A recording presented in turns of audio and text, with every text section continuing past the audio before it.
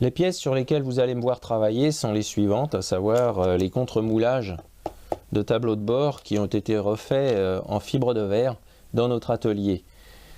Ici, nous allons donc faire l'habillage final, comme vous le voyez, entièrement en cuir.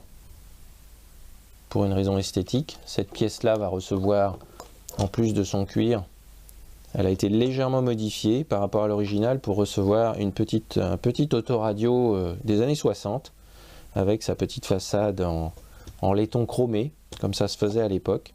Donc elle va parfaitement s'insérer en dessous le vide-poche qui a été légèrement réduit, diminué de hauteur. On a rajouté ce sabot-là en faisant un moulage en carton avant de fabriquer la partie polyester dans la pièce d'origine. Notre tableau également, pour des facilités de montage, de remontage, a été scindé en deux au niveau de la colonne de direction, avec une plaque de renfort en aluminium pour pouvoir plus facilement être mis en place, sans abîmer tout ce qu'il y a autour, et notamment le cuir, la sellerie.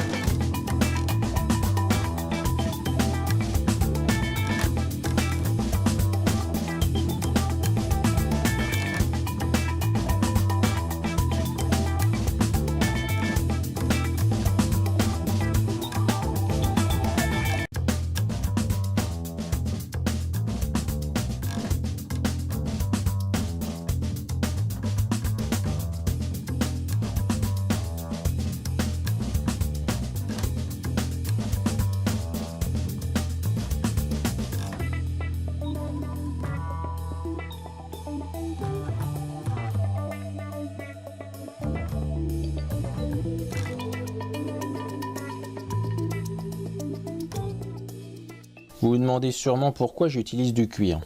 D'abord parce que c'est un matériau noble, plutôt que le plastique. Ça a une meilleure odeur, ça se traite plus facilement, ça se nettoie beaucoup plus facilement aussi. Ça a une tenue dans le temps bien supérieure au plastique moderne et au simili-cuir, comme on les appelle, à savoir ce sont des tissus de nylon enduits d'un plastique PVC imitation cuir. Et puis surtout, lorsqu'on fait le collage comme vous l'avez vu dans ce time-lapse, le cuir est très souple. Il a une souplesse bien supérieure aux matériaux modernes.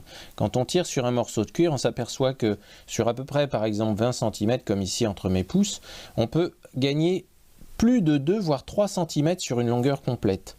Le cuir est vraiment un matériau fabuleux, en ce sens qu'il va pouvoir épouser des formes arrondies, courbées, comme celles que vous avez pu voir sur les pièces que j'ai travaillées.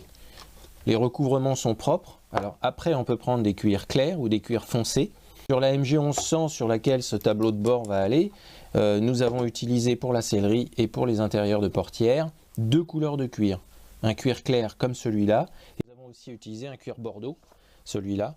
Vous voyez donc la différence, l'un est un cuir de couleur claire, l'autre de couleur foncée.